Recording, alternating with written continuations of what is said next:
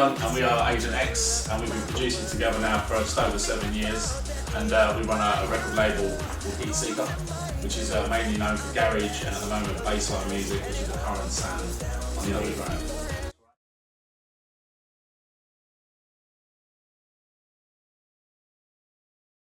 The most important thing that we start with when we're making a bassline record is the drums, which are all programmed.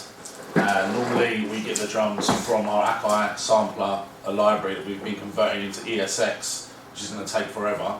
But these particular drums we've used, we've sampled from Stylus, and we run them through some processing, a little bit of EQ and compression just to get a nice sound on them, and then we load them up and we program. So do you want to just show them what we've done? Yep, so yeah, we took these drums from Stylus. This is a really good sound module if you don't know what this is. It's got loops in it and it's got groove elements, sound menus, and these are just some of the kicks from this sound module which we've sampled. I'm not sure which kick it was, but we've sampled one of those, and then we've just made our basic 4/4 pattern.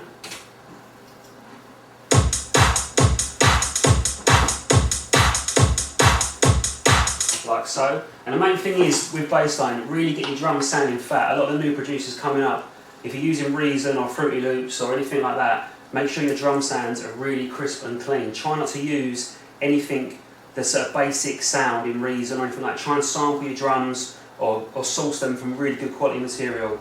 A lot of our music that we make is heavily programmed. You'll find most stuff, even down to playing pianos and keys, are all programmed in. We play some stuff live on the keyboard, and then tidy it up within the MIDI arrange page. As we've got here, we've got our kick drum here. What we do, once we program the kick drum, we'll make sure the MIDI parts are all up to their maximum, and we'll also check the module, the EXS output, just so you've got the most sound coming out of the module. Which is right here. Because normally it's not set to its maximum. Once we've done that, we'll apply a bit of EQ first. Sometimes we reduce EQ, we take stuff away to get the sound we require. In this particular case, and more often, we normally EQ kick drums between 150 and 180 hertz just to get that punch. In this particular case, we've just taken out a little bit of frequency at 320 hertz, and if Greg could just show the comparison between the two. Okay, this is with that.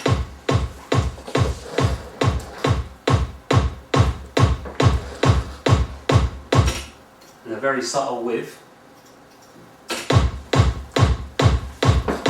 Just gives you a bit more presence, it's just above the mid-range and by the subsonic end of the scale as well.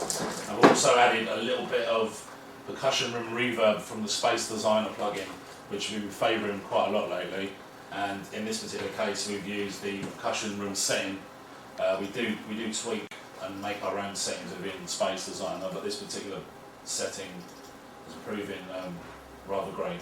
But that eats up a lot of memory, so once you need to bust that, or once you've done it, back to your tracks as audio, because that will really eat up your memory. It's silly, wouldn't it? Yeah, very similar. A few problems with that one. At the moment, we've set up 3 reverbs on 3 buses. We'll have a percussion room for the drums. We've got a medium hall for some of the sounds later on, and we've also got a clean plate setting, which we're going to maybe use for vocals. But we put them on buses again to save processor power. With the compression on drums, we always use a 4:1 setting, no matter what sort of music we make, a ratio of 4:1, because we feel that it gives it the most crunch, and we use a threshold setting of about -10 dB, between about -15 and 10 dB threshold, quite a fast attack, and about a medium sort of setting on the release. That sort of gives us the punch that we require on our drums for all over.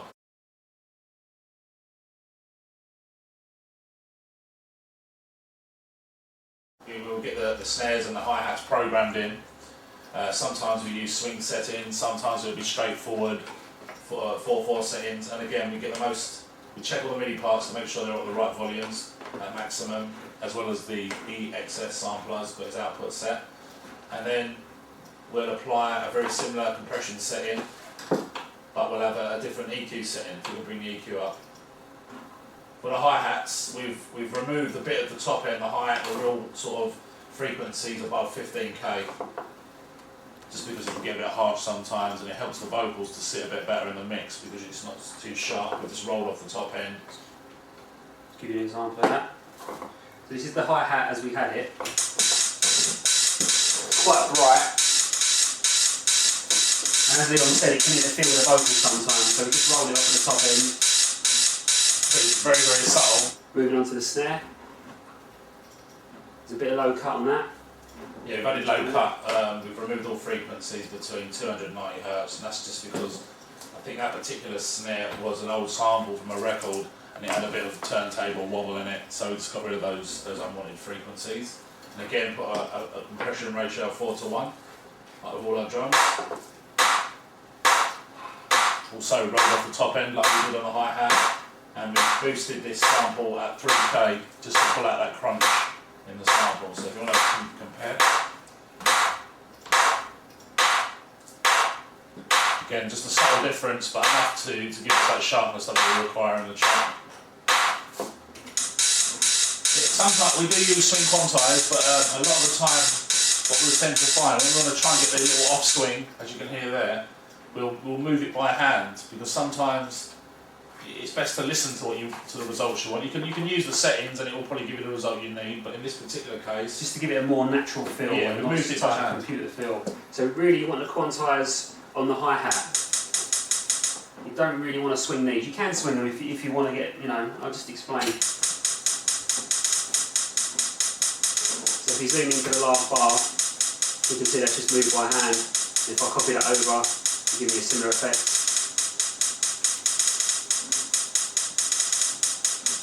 And obviously your hi-hats are where they should be.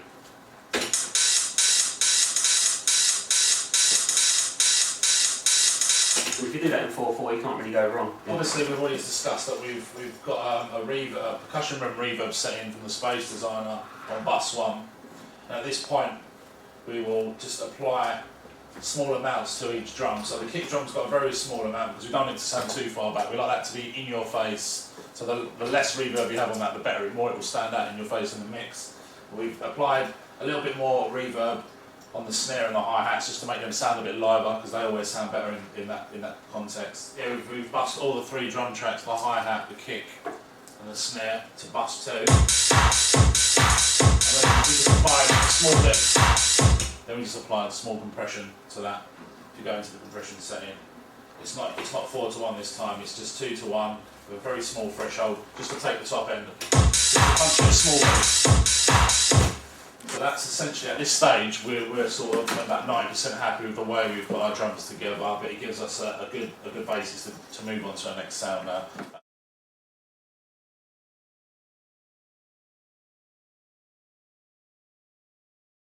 And now on to the nuts and bolts of every bassline record, and that's the bass tones and the drop. People who know AgentX know that we're quite well known for using abrasive sounds, very in-your-face sounds.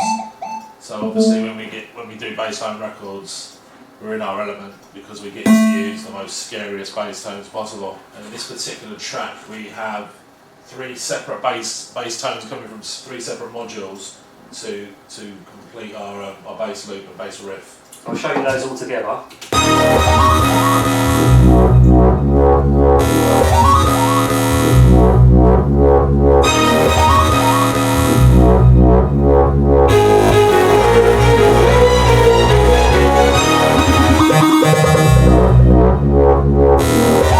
As you can hear, all that's layered to make one individual sound. Like we said before, it's really important as a producer to put your own stamp on your sound and your records, and definitely by layering basses in this genre of music, it's the main way to do it. Your basses are very, very important. I'll just show you which basses we've used on this, starting with this one. It's kind of a square sort of subtone. I'll show you it. It's using Spectrasonics Trilogy, and it's a generated square which we've just added a bit more release on it. I've turned the low pass filter off that was on it because it was making it a bit dull, and you can hear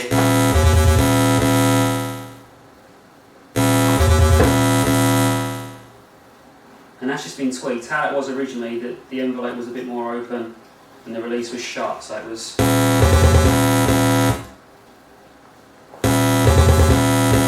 so just by a couple of adjustments gives it a bit more of a natural feel.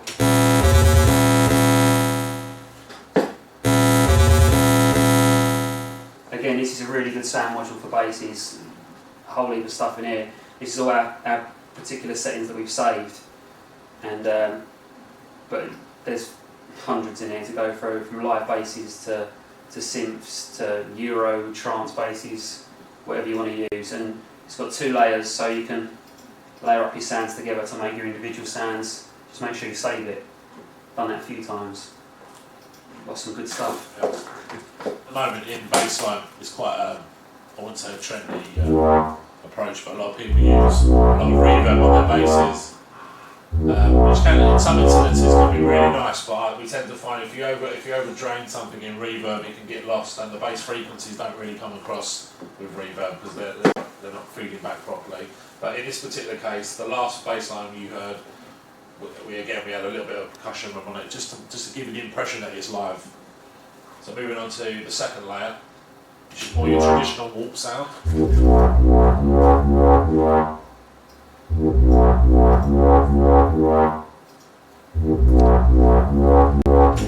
Again, this is using Atmosphere, another Spectrosonics plugin that we use for the pads. And the way this was made was basically, it started off, if I take off the filter, you'll hear how it was originally. It's quite a paddy sound. In order to get that warp tone, you need to start out with something that's resonant, so that's obviously a resonant sound. So then you need to apply a filter to it. I've used a low pass filter 3 on this, and on the filters here, if you use the envelope, that will control your filter envelope up here, and then you can just adjust your attacks to get it sounding how you want. So assign it to the filter, and then slowly bring up your attack.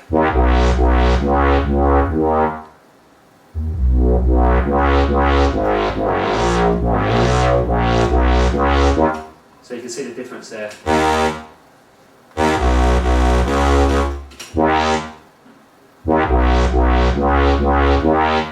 And again, you can apply that to basses, any sounds you want, if you want to give it that warp feel. To give the warp a bit more brightness in the mid-range, we peaked it at about 600 Hz, between 600 Hz and 3K, just to pull out that mid-range. And also we boosted it at about 100 Hz just to bring out the sub end of it, and then we've added a small bit of compression at the top just to give an example of that, just to squash it down a piece. And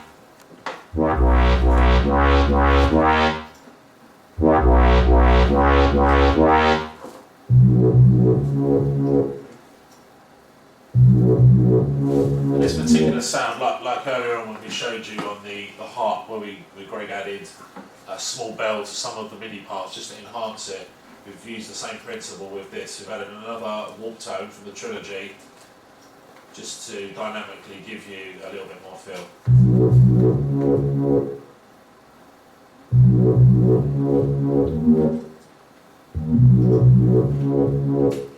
And by layering that with the sound that we had before, which was the Atmosphere sound, just gives you a slightly fatter overall warp.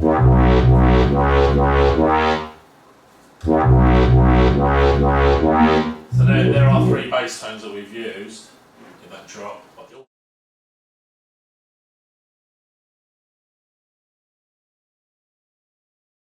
And we'll drop in the acapella now, and we'll just listen to it for a couple of seconds just to see how it's sitting as it is. We've licensed this track from a guy called Doggy, but in this particular instance we've only received the acapella as a whole file as opposed to the individual stems, the chorus layers and stuff, which does make it a little bit more tricky. It doesn't give you as much scope to play around within the mix.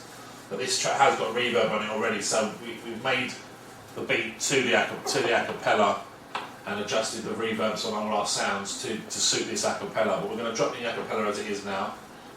Well, I had to call you, but you know it's on my mind. There's a lot I got to say. I think the time is ready for me to tell you that I'm feeling this way, this way. I know that you can wait, so you know just where to stay. And I've been playing it down, but I gotta just be honest, so you know that I'm not messing around. So come on, see that you are the center of my world. You make me proud that you're my girl. You're a reminder that I'm alive.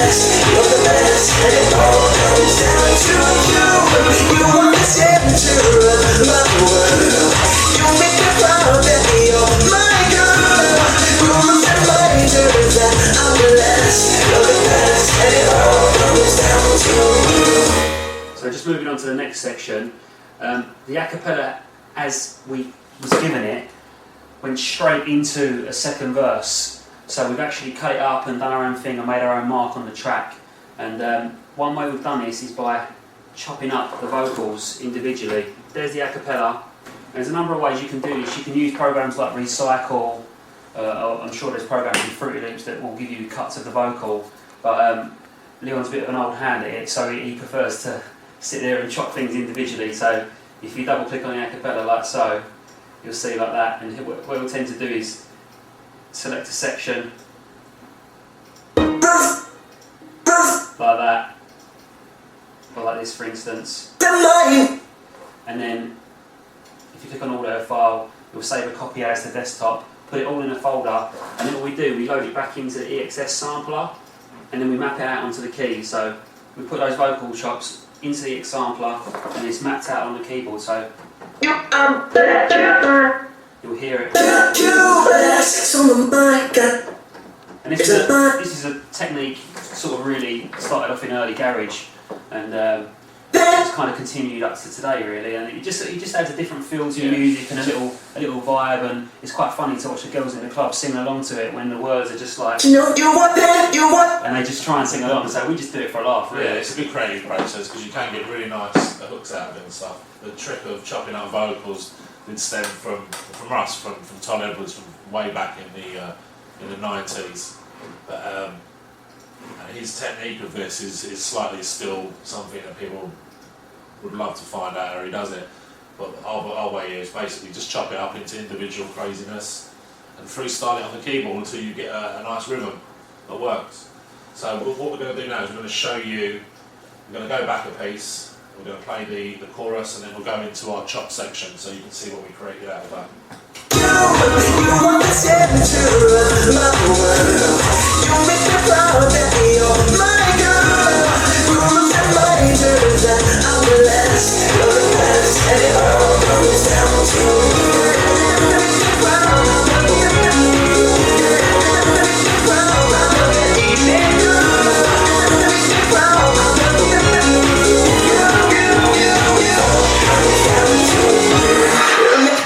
It just gives you a little sort of after chorus hype, if you like, so just another hook for the track.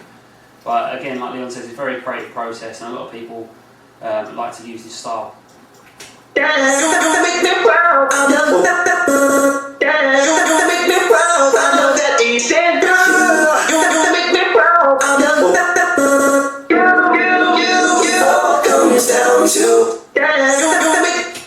As you can see there, we have the same vocal bank on two separate samplers. The top one is clean, it's just the vocal. That's it. That's the vocals playing cleanly, but Greg has also had a vocal chop bank that has filter applied to it, just again to add another dynamic to the way it's chopped. So if you hear it on its own, and then you'll hear the filtered ones. And if you just go in, we'll show you how we did that. We used the Logic Auto filter on this, which is again very good. And a bit of low cut just to get rid of the rumble as well. And if we go into the automation, you'll see here where I've drawn in the filter.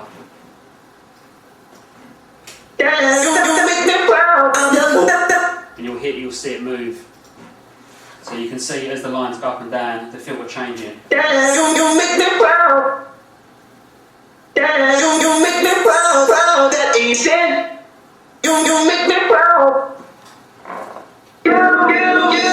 And what that's actually doing is opening up the cutoff, the frequency, backwards and forwards, to give you that effect. But at this stage now, we've got all our parts in. We've basically put all the processing that we need to apply to all our sounds.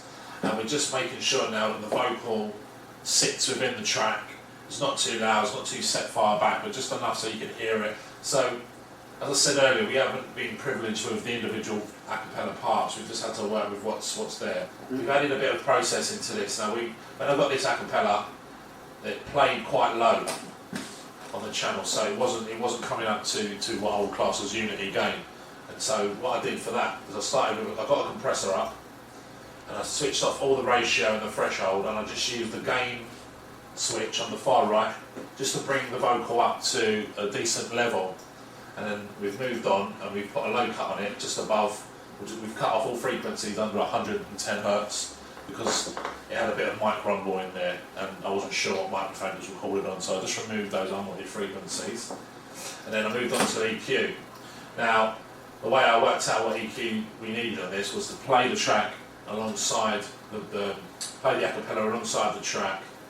I've set up an EQ dial about 400 Hertz, and I'll as the track's playing, we'll just boost the EQ along its range just to see what frequency really pulls the vocal out. And in this incident, we found that about 460 Hertz the vocal sits really nice. So we just give that a little boost just to pull out that mid-range in the vocal. And we've also added a tiny piece of EQ, a very tight piece of EQ at 16K, which maybe a lot of people will realise that it adds a bit of air to the vocal, so you have that sparkle. So once we've done that, we listened back to the track, and then we found that it needed just a little bit more around the top end. So we called up another EQ, and we added again a little piece of EQ at about 3.5K, which just brought out that top end a little bit more and made it sound just that little bit more sweeter. Once we've done that, we went on to compression.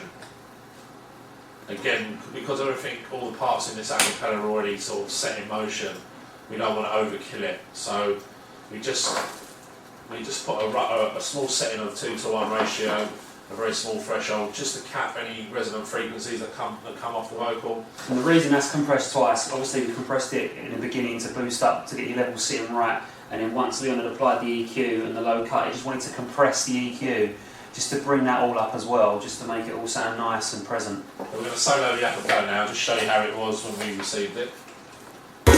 You're amazing, you changed the way I feel. You really opened my heart. I'm magnetized around you, and the truth I felt this way from the start. The start. And then with all our plugins that we applied. You're amazing, you changed the way I feel. You really opened my heart. I'm magnetized around you, and the truth I felt this way from the start. The start. I've seen the stormy weathers. As we mentioned earlier, a lot of our hi-hats and some of our sounds, we rolled off a bit of top end on it. This was also to make the sound good how we wanted it, but also to allow space for this vocal to sit in there because it is the main part of the track. And now the realisation of doing that helps this vocal to work. So we're going to play it now with the EQ on it, with our processing, with the backing track, to show you how that works. You're amazing, you changed the way I feel. You really opened my heart. I'm magnetized around you, and the truth I felt this way from the start. The start. I've seen the stormy weathers, I've been hurt so many times, and I've been tempted to run. But I gotta face the music, 'cause it's how I know that you are the one.